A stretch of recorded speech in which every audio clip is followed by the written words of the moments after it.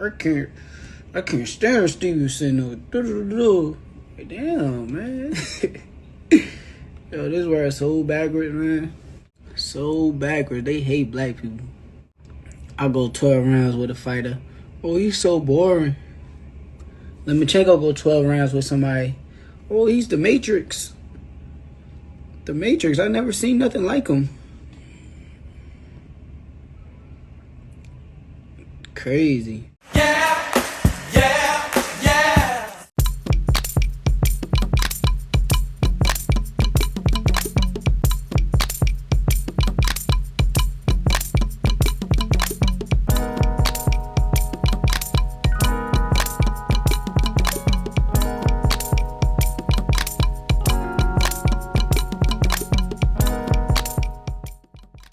Dante's Boxing Nation, what's going on, guys? So the image you guys are looking at right here, this is a poster that Top Rank put to cover up the front of the Top Rank gym. So when you go to the Top Rank gym in Las Vegas, this will be the first thing you're going to see when you're walking into the gym.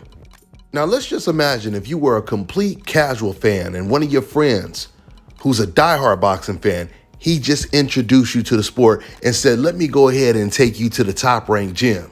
If you were that casual fan, and this is one of the first images you've ever seen, you would think that boxing is the white version of the NBA, a sport that is completely dominated by white boxers. I mean, you see Shakur Stevenson all the way in the back. I guess he's the Larry Bird of the bunch. Tyson Fury must be Michael Jordan, and Josh Taylor and Lomachenko must be LeBron James and Kobe Bryant. They don't even have the youngest undisputed champion in boxing today, the undefeated Devin Haney, on there. And Devin Haney is actually training at that gym right now. So he has to look at this every day. It's rather interesting, though, when you think about it, because outside of Josh Taylor, Tyson Fury, and Lomachenko being all the way in the front and them having the same complexion, if you notice, they have something else in common. None of them are from America. While the American Shakur Stevenson is more talented than all of these fighters, he has the potential to go further than all of these fighters. When people talk about who is the next Floyd Mayweather of the sport, which Floyd Mayweather is arguably the greatest of all time, he's definitely the greatest fighter of our generation. So when you're expected to be the next Floyd Mayweather, that means you're a pretty big damn deal. But you couldn't tell by looking at this poster. You know, I would think that someone in the Top Rank company, they would have had a talk with Bob Arum, and they would have told him, they would have said, you know, Bob, I was just thinking, with the whole Crawford situation, you know, him calling you a racist, or at least implying that you're a racist by suing you for being racially biased when you were in charge of handling his career by promoting him, don't you think it would be a good look to probably put Shakur Stevenson in the front, at least next to Tyson Fury? I mean, wouldn't that be a good look for the company when other young Black American fighters are turning pro and they're looking to sign with the best promotional company? Wouldn't that be some great representation? Not to mention, wouldn't you even consider all of the great things that Shakur Stevenson has been saying about Tyson Fury? I mean, Shakur Stevenson, he said that he can't see anyone beating Tyson Fury, present or past. And Shakur Stevenson is more talented than Tyson Fury, and he's still saying this about Tyson Fury. Don't you think he deserves a spot in the front along with Tyson Fury by him saying that alone? I would have thought someone would have told Bob Arum something similar to that by now. They have Lomachenko in front of Shakur Stevenson, who just came off of a loss against Teofimo Lopez. That wasn't that long ago. And just keep in mind, since he lost to Teofimo, Lomachenko hasn't got a big major win. Of course, he beat Richard Comey and Nakatani, but those were mismatches. Those were heavy underdogs that had big losses on their record. They have Josh Taylor in front of Shakur Stevenson. And look, Josh Taylor is a great fighter. But once again, Shakur Stevenson has far more potential than a Josh Taylor. Shakur Stevenson can't even get respect in his own country by his own promotional company in his country. I mean, once again, if you were a casual fan and you were looking at this poster, a picture says 1,000 words, right? Well, this picture says 1,000,000 words. And when you see Shakur Stevenson in the back, you would think that Shakur Stevenson is not really that big of a deal. I mean, it just blows my mind when you think about how long Bob Arum has been around the sport of boxing. This man promoted Muhammad Ali.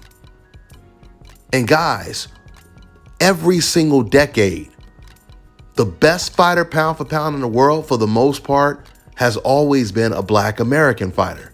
From Muhammad Ali to Sugar Ray Leonard to Mike Tyson to Pernell Whitaker, Roy Jones Jr., Bernard Hopkins, James Toney, Terrence Crawford, Floyd Mayweather, Terrible Terry Norris, Andre Ward.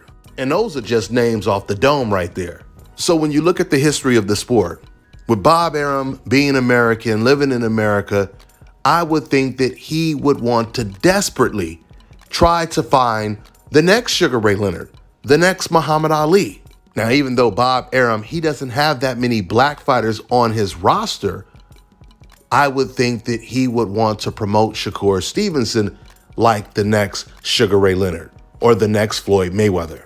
But this poster that you guys are looking at, it tells you that that is not the case. Shakur Stevenson, he said that he will be loved once he beats Oscar Valdez. He said the fans will love him when they see how he dominates Oscar Valdez. A week after Shakur beat Oscar Valdez, he was on the internet saying, man, the hate is real. He said, why am I receiving so much hate? After he beat Oscar Valdez, this is what he was saying. And it was because Shakur, he was oblivious to the racial double standards that exist. I mean, Shakur, he knows the racism is there. He just didn't know that it was at the level that it's at. Bob Arum is one of the most successful promoters of all time. He's made so much money. But can you believe Bob can actually make way more money if he starts to promote fighters based off of their talent, based off of their skill, and not based off of their complexion? See, back in the Muhammad Ali era, when it comes to the heavyweight division, all of the heavyweights were black. So you couldn't really show any type of biased favoritism towards anyone. It's no different than a lot of racist boxing fans that love to root against the black boxer, but then all of a sudden when they're watching basketball, they're a big Lakers fan. They're a big Kobe Bryant fan. They're a big Michael Jordan fan or whoever.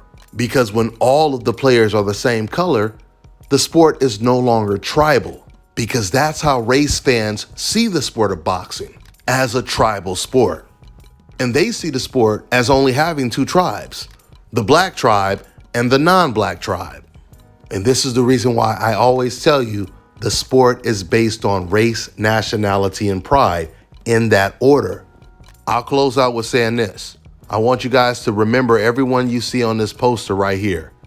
Because I'm telling you guys right now, there's a very good chance that Shakur Stevenson will be the last one standing. Just like Terrence Crawford was the last man standing. He will still be undefeated and still be on the top, put other fighters all of these guys on the pound for pound, or they're just gone from all the way from Chocolatito Gonzalez to Golovkin to Canelo and anyone else they wanted to put in front of him. Terrence Crawford is still on top of the sport.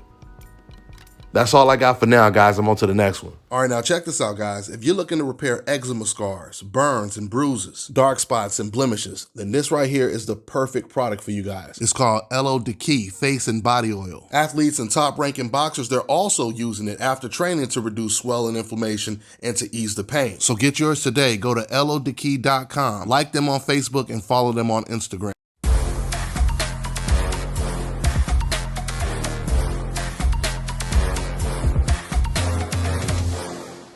My name is Chris, and I'm all the way here from Anchorage, Alaska at Scalp Carolinas, and I'm here for my second treatment of SMP. Well, I was sitting at home one day and going over my Facebook page, and they have different, like advertisements popping up, and I saw one for SMP, and I saw some pictures of some guys, a before and after, and I was looking at that, and it caught my attention, so I Googled it. SMP, nothing showed up in my area. So, you know, I did a little more research, and all of a sudden, Scalp Carolinas popped up in the web browser. So I started watching his videos and seeing all the reaction from all the other people. We talked on the phone, we made appointments and everything. I sent him pictures, and he looked at them, and I was like, can you fix this? And you know, he pretty much said, no problem. My first session, he made me feel extremely comfortable. It was almost like I was talking to family. He started, and during the whole treatment, we talked, and you know, about our families and our life, and you know, and things that he does and things that I do. And before I know it, the first session was over. When you see someone doing something that they love, as much as I see Enoch Glover love what he does, it shows in his work. I wouldn't point anyone in any other direction but here to North Carolina, Scalp Carolinas, to get this done.